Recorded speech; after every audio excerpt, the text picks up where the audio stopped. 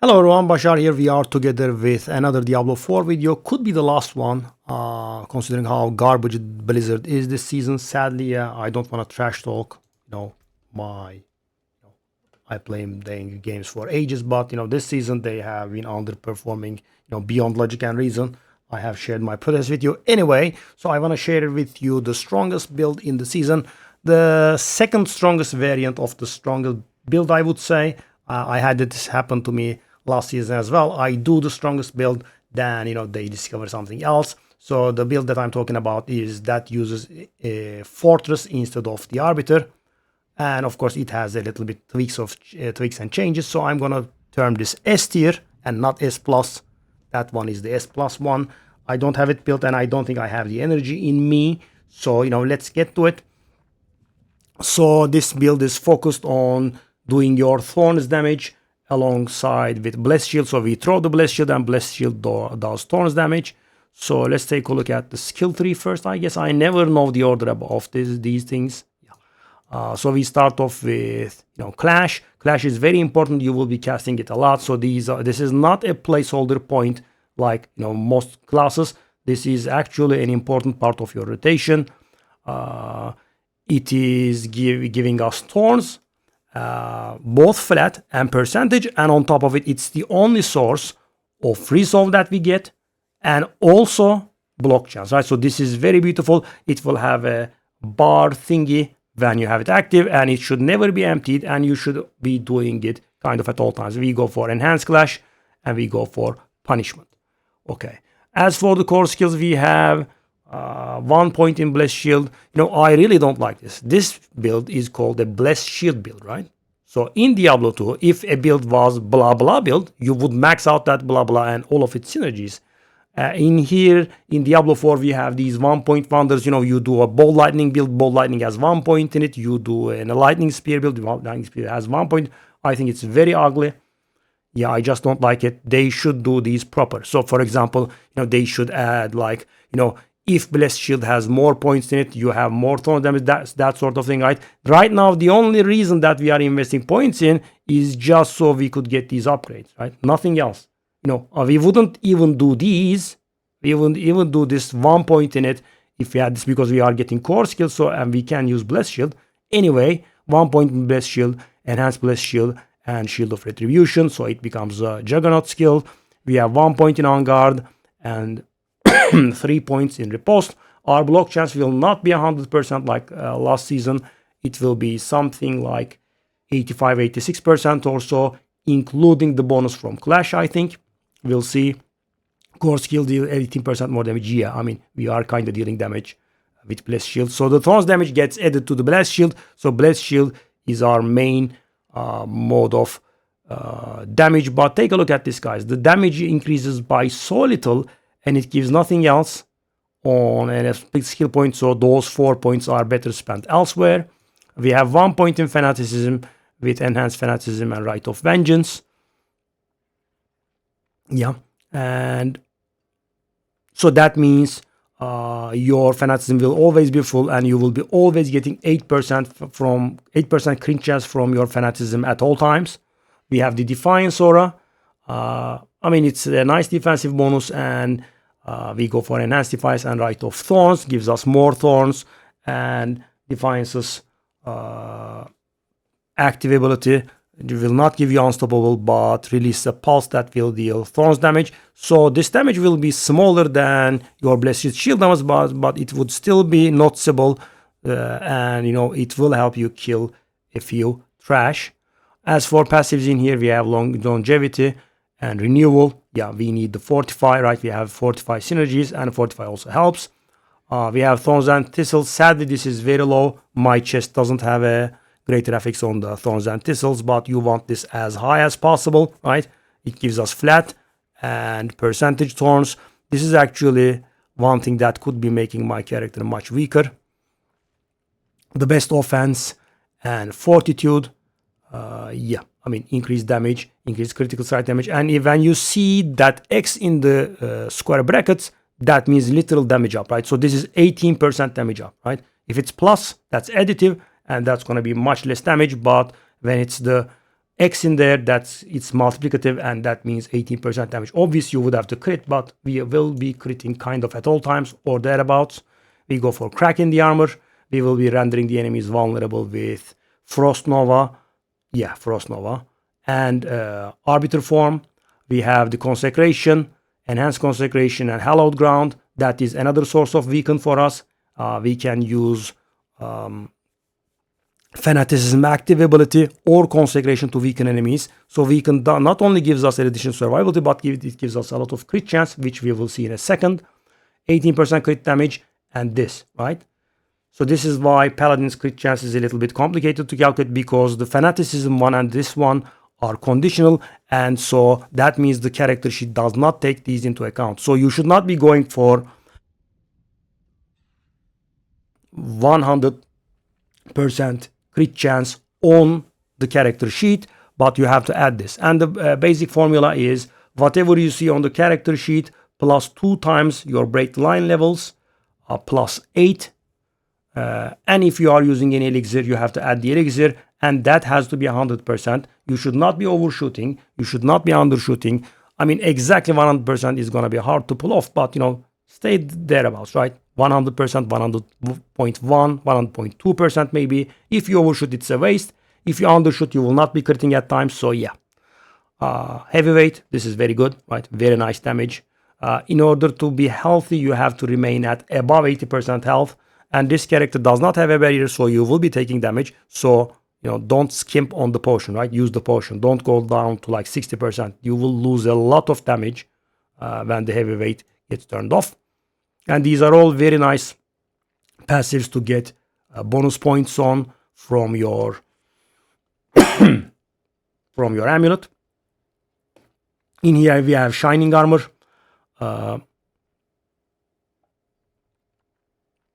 Yeah, I mean, you will see we will be using both, right? Unique weapon or shield, unique helmet, chest or pants. We will have them, so we will gain 15% damage and 15% armor. Beautiful. Yeah, another damage mechanic. Giant Slayer. We have Sacred Arms. Yeah, 15% chance to ignore damage. That's another layer of survival. And it is very much required because, guys, for example, if you have seen my Sorcerer, with the Sorcerer we have the barrier, right? With this character we have no barrier at all, and that brings down survival by a lot.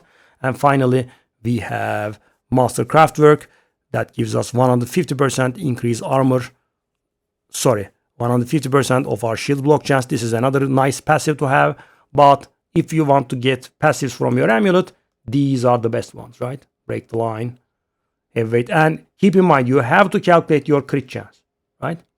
Break the line times 2 plus 8 plus character sheet has to be as close to 100% as you can. We go for the Arbiter, max it out. We go for Enhanced Arbiter of Justice. And we don't really care about this, but this is important. Movement speed, and they also apply vulnerable. So that is how we inflict our vulnerable alongside with the Frost Nova, which we will get to in a second. And yeah, so 75% of our armor percentage, armor damage reduction percentage, and 50% block chance. That's gonna give us another 95% damage, which is nice. That's about it for our skill points. Let's go to Paragon. Obviously, there is no need to go over one by one, but the glyphs that we will be using is the first board the starter board will have Spirit in it. A nice 15% damage from the secondary, 12.9% from the glyph, and the glyph is like level 89, 90, so they are not maxed out yet. In the second board, we will be using Castle, which has been mighty nerfed, but still very good. We use Chip in here. That's going to give us another 15% from the secondary, and we have the primary and the tertiary as well. That's a lot of damage. The next board is going to be Shield Bearer. As you can see, I have something like 73% block now, but that is not including the Clash. Clash will give us another 15%, so I will have something like 88% block chance. Sadly, couldn't get it to 100%, but definitely pick up the stuff that gives you a block chance from the Paragon nodes, right? These are important. We go for Sentinel here. And next up, we have the Relentless. So we kind of will be always moving. Don't stay in place for too long. So increase damage and cooldown reduction. That's very nice, right? So if this is going to work as long as you do not stay still for more than 2 seconds, right? And we have the arbiter in here. The wing strikes thingy does not really do anything other than doing the vulnerable. The secondary and the tertiary are the main things here. Arbiter wing attacks are not really our main source of damage, so that's not really very important. And finally, we have the beacon. Yeah, 90% damage at all times, kind of, right? Because we will have Subo. And we have outmatch here. It gives us some max faith. Faith is a bit of a problem. And yeah, we have 20% increased physical damage, and all of our damage is physical. So that's about it. As for mercenaries, we will have Subo. You know, when you are using a build that crits, you always go for Subo for this because 25% is unmatched. And we have the what was it called? Reinforcement mercenary Variana with Bloodthirst. So she comes and gives us additional movement speed, attack speed, etc. No, she only gives us attack speed, I think. Yeah, she helps us do that. And as for our class oath, we go obviously for Juggernaut, right? So Juggernaut will consume 8 stacks. So this is actually worded very poorly. It doesn't consume 8 stacks, sadly. It took me a while to figure this out. It actually consumes the max amount. So normally you are allowed to have 8, and it says it consumes 8, right? But the proper wording is it consumes max stacks. So we will have 20 stacks, right? And you will have to 20 stacks in order to get this to work, right? That was a little bit of a problem for me to work out, right? I'm like, I have 8 stacks, why doesn't it work, etc. It has to be max stacks, right? And it consumes max stacks. So during this, you will be doing the real damage, right? During this effect. And our only resource generation comes from this. So guys, that means you have to swing with this 10 times in order to trigger the Juggernaut, which is, as I said, our main form of damage. So what about our gear? We will have the Air of Perdition, hopefully with great graphics on the crit chance. So it gives us 45% crit chance. On all armor, we want main stat. So 2% strength on everything. I don't have any, sadly. So 2% strength per kill streak tier, right? On all 5 pieces of armor. That's what we want. And as I said, the great graphics should be on the critical chance. That's going to give you a whopping 45% crit chance. We use Ignimot. So it gives us offering every 0.3 seconds. So every 1.8 seconds, it's going to give us Rogue's Dark Shot. That's going to give us damage reduction and mitigation. That's nice, right? So it will be up at all times, kind of.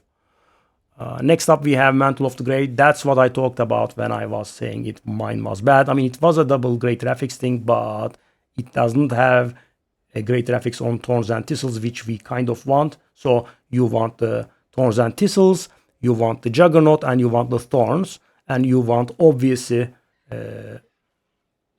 as good as a unique power as you can.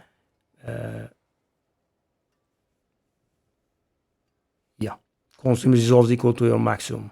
So that's the thing, right? Okay, maybe I have been dissing them on the oath, wrongly. So yeah, sadly you will have to consume resolve on everything, but it's gonna give you an insane amount of damage. So we will have 20 resolve stacks. So this is going to give us 180%, and it will also trigger the oath. So the damage goes insane. But as I said, you will have to, do the clash 10 times because it gives two only. And, I'm going to make a budget recommendation there when we come to the amulet. So this bonus is terrible. You want to go for Defiance Aura Potency here. And keep in mind that you can great graphics all of your tempers. You can just do them over and over until you get masterwork. We go for a chastisement aspect. And what we want is crit chance, cooldown reduction, attack speed, and strength. So mine is not really very good, as you can see. Keep in mind that you will have to calculate your own crit chance. So it is 5 plus whatever you get from your gear plus 2 times whatever you have in break the line, because it can come from Griswold and it can come from your amulet, plus 8 from fanaticism. That has to be equal to 100%, right? Keep that in mind. So I kind of have to get it from my glove and from a ring, and it's still not enough. It's almost there, but not there. Okay, on the pants, we want thorns, faith per second, strength, and life. So mine is a little bit off, and as always, we want the strength. The cooldown reduction is, I would say, is probably the second best. We want to have max resolve stacks temper there, and we want the Glenn's Anvil aspect, which gives us 2 additional max resolve, and resolve increases our damage reduction by an additional 5%, so it's going to give us 25% damage reduction. This is nice. We go for Sear Thol, which is going to do that Frost Nova that I have been mentioning. That is another source of a breather thanks to freeze, and another source of vulnerable. Okay, we go for Arbiter Zephyr on the boots. So Arbiter has its own special evade, and its cooldown is only being reduced by this. So the +3 max evade charge implicit does nothing for us, because, as I said, Arbiter's evade is something else. So we will kind of be able to evade at all times. We want faith per second. We definitely want it. Did I say? Hold up. Let me correct this. We want thorns, strength, faith per second, and life. If I made a mistake there. On this one, we want strength, life, faith per second, and armor, I guess, really. Right?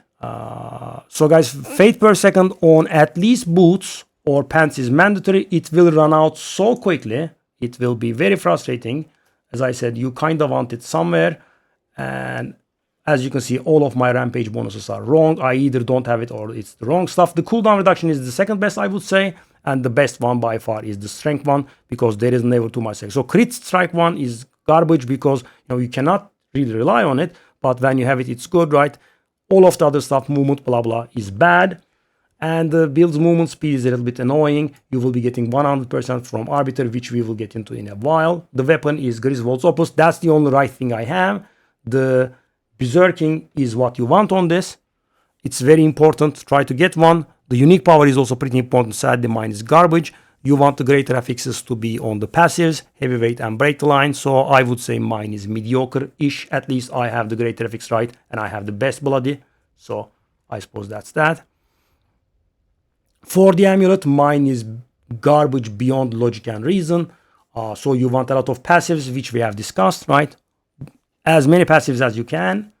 And on top of it, probably cooldown reduction would be the right stat. You want to have maximum resolve stacks in there, and you want to imprint the Celestial Strife here. This is important. Keep that on the amulet, because the aspects on the amulet get amplified by 50%, and that is going to give us a lot of damage. Right? We want Celestial Strife here. Yeah, and you want to masterwork the max resolve stacks, so you can have 20, right? For the ring, we will have Juggernaut's Covenant. That's going to give us additional damage. So as you can see, when we consume resolve stacks, we get insane amounts of damage. 96% damage from here, 100 to 80% damage from here. Also, 156%. You saw, and these are all multiplicative, so the damage is insane. Like our damage is like 10 times or so during those. Yeah. So it's very important, right? Clash, clash, clash, clash, clash, right? Bless shield, everything dies. Clash, clash, clash, clash, clash, right? In between, just spam all of your cooldowns. We have to have an Arbiter of Justice cooldown reduction in here, which we will get to in a second. Cooldown reduction is nice. Healing received is garbage. Strength would have been better there. The bloodied bonuses in here are not really very important, because they are kind of cosmetic. Yeah, and you will have to have the greater FX on the Arbiter cooldown reduction. Don't masterwork it, right? Just masterwork anything else. I could, for example, masterwork my crit chance maybe. There is a little trick, by the way. If you don't wanna masterwork the temper, you could masterwork it first and then do the temper. Why? Because so the modifiers I have on this item prior to the tempering is 5. So hitting what I want with the masterworking is 20% chance, right? 1 in 5, because I have 5 modifiers there. But if I also do the temper, then that's going to go down to 1 in 6. That is 16.6% repeating. So there is that. And finally, again, we will have a similar ring. This time around, we will be going for Lucky Hit, restore up to primary resource. As I said, faith is a big problem for this build, right? You will run out. So we will want this to combat that. And we have Utmost Glory that is going to give us a 70% damage up because 35%. And against Weakened, it doubles up. Okay, finally, we have Ward of the White Dove. Sadly, again, this is bad. Blessed Shield bonus does look good, but it's garbage, right? We want the greater effects to be on the Blessed Shield to deal double damage, right? And we also want to masterwork it. That is, literal damage up for us. Because, guys, imagine, when I'm casting Blessed Shield now, 45.5% of the time, it's going to deal double damage. And if you have masterworking here, I think it goes up to like 78%, and someone that has the proper shield will be doing double damage 78% of time, which means they will be outing me by like 30%. I mean, I have been very lucky with the unique power here, which is perfect. I guess I get that going for me. So about Arbiter, I have to say a word here. So this Arbiter cooldown is a little bit bad now, but it's not like this. It's 26 seconds in, combat. So what you want to have is your Arbiter's duration should be longer than its Arbiter's cooldown. So you will be always in Arbiter form for the added mobility and the vulnerable, right? That's where your Arbiter cooldown should be. As I said, it does look bad now, but when I'm fighting, you'll see that it's going to be something around 26 seconds and the duration is 30 seconds. And when you are a little bit weaker gear-wise, you can temper Arbiter duration on the glove to offset this. Then it will be something like 50 seconds, and then it's going to be easy, right? The budget recommendation I had for you on the glove is, on the amulet is, if you are having problems doing your resolve thingies, you can do the increased resolve generated temper on your amulet, so you can reach max resolve faster, but of course that would reduce your damage potential. So if you do that, you will be having a maximum of 15 resolve stacks, right? And that's going to limit your damage here. So for example, you would be getting a 135% damage bonus instead of a 180% damage bonus. So there is that. But as I said earlier on, you could do this. So yeah, we want crit chance here. We want thorns and thistles, juggernaut and thorns here as the greater affixes. On the gloves, well, we can whatever we can have, right? Crit chance, cooldown reduction, strength. On the pants, we want thorns, we want strength, rampage. That is always a nice greater affix because it will be giving us 4% strength per tier, I think, when it's masterworked as well. In here, fate per second would be a nice one. We also temper defiance aura potency in here. As many passives as we can, the passives that we talked about. Yeah, I mean, whatever you can get your hands on. And as I said, don't forget to calculate your crit chance. And yeah. So, as a rule, I did tell you that you should be doing pit 99, but not pit 100, because that will brick you and it will prevent you from getting what's the name? Bloodstained boss thingies. How long do we have on this? 40 minutes. Doesn't really matter, but okay. So we do have a boss. Let's see if I have a bloodied key thingy. Yeah, I also did a video on this. So guys, even though I never did pit 100 with this character, the game still doesn't give me the bloodstained layer boss sigils, because I have done it on my main. That's how petty they are. Yeah, I mean, it's only giving me those from the sources that it must. Like the additional reputation sigils from the fresh meat reputation thingy. Other than that, I'm getting 0 drops, right? And normally, you do get a fair amount. Okay, let me turn Okay, so we did turn. As you can see, our mobility increases by a lot. So I could die here, by the way. I am not really very good. Okay, so what we want to do is maximize our resolve stacks. Okay. Now I did it. Should be dying, as you can see. Pretty nice, right? I mean, I bring my resolve stacks up to 20. Okay, the butcher. Okay. So as you can see, I brought my resolve stacks up to 20. Then I did cast a few abilities here, consecration, etc. That made my blessed shield deal 177% increased damage from the ward of the White Tau, and then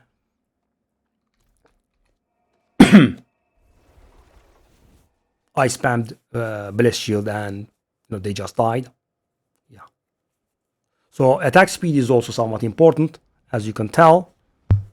Okay. As for the consumables, we'll be going for elixir of iron barbs because we want as much as flat thorns as we can because we are going to increase it by a lot thanks to our skills. So that's why we go for this, and obviously for that reason we will be going for the thorns incense as well. So let's take a look at my thorns.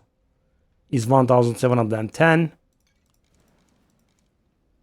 Yeah, 2110. I guess some months that's actually has to be more but I already had the potion. So let me show you the character in 99. That's the reason why I'm not going higher, is not to brick the character. It's semi-bricked right now, but let's see. So you can perfectly die, right? Because the survivability of the build is not great. As I said, no barrier, whatnot. Okay. Yeah. So I'm trying to build up my resolve here. Now everything should be, yeah.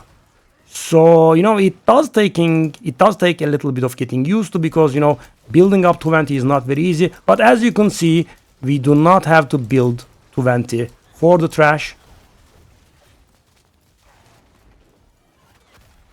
Okay, now time to evaporate. Yeah, don't stand in those fire thingies, that's for sure.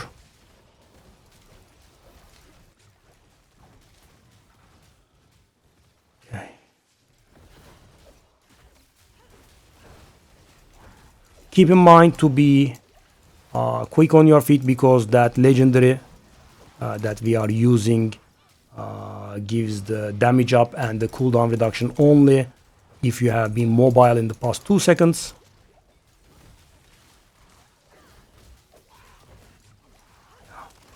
Potions are sadly a problem, as you can see, as the build is not really the toughest of them all. Okay. And try to not lose your streak, obviously.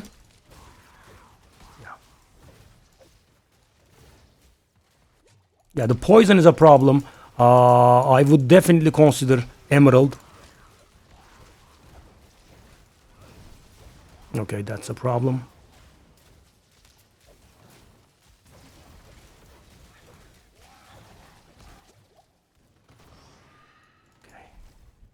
Have to be quick to not lose the stacks. Okay, you made it.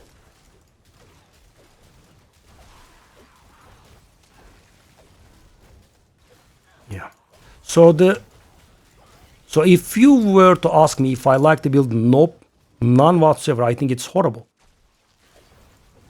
I mean, having to rack up the entirety of 20 stacks is pretty awful, right? It's pretty. And the thing is that chest that we use actually overrides the juggernaut. The chest that we are using. No, sorry. The chest that we are using overrides the juggernaut all from working. So you cannot spend 8 stacks. It will either have to be full or none at all, right? It will not work. And sadly, we do not have any other result generation mechanics other than the thing. So yeah, there is that. Okay. So on a normal pit run, you will be able to enter the boss with something above 500 kills. So that will mean the streak has tiered up quite a bit. Finally up to 500. Okay, I'll just run, I think. So guys, this running method, right? You have to be careful because Blizzard in their pettiness also did put not too many monsters in here. So, you know, if you skip a lot, you will reach an end with the boss not spawned. Yeah, that can be very, very frustrating. You will have to run back and your runtime will be messed up. So now we have, okay, I'm dying. Okay. I went into a fire thing, which made me a little bit stressed out, but thankfully we were able to get rid of it. So we spam, you know, Consecration, Defiance Aura, you know, Fanaticism, all of it, all the time. We go back in Arbiter every time we go out. Just use it off cooldown.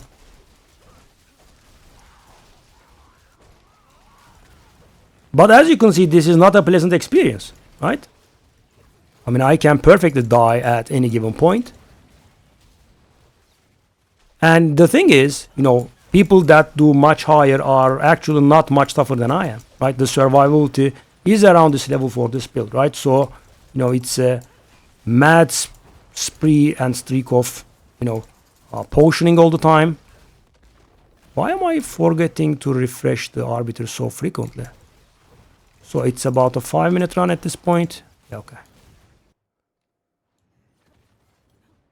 Let's rush. Some monsters take a while to spawn. Bosses can be annoying. Okay, now we should be doing our damage. Yeah. I didn't see the exact timer, but it was about 5 minutes. At this point, I'm not sure, but I would say my character can go up to like 105 maybe, something like that. You know, my sorcerer was about this power level. So this is, as I said, the second strongest build or the strongest build and the second strongest variant. Some variants are utilizing Aegis instead of Arbiter of Justice.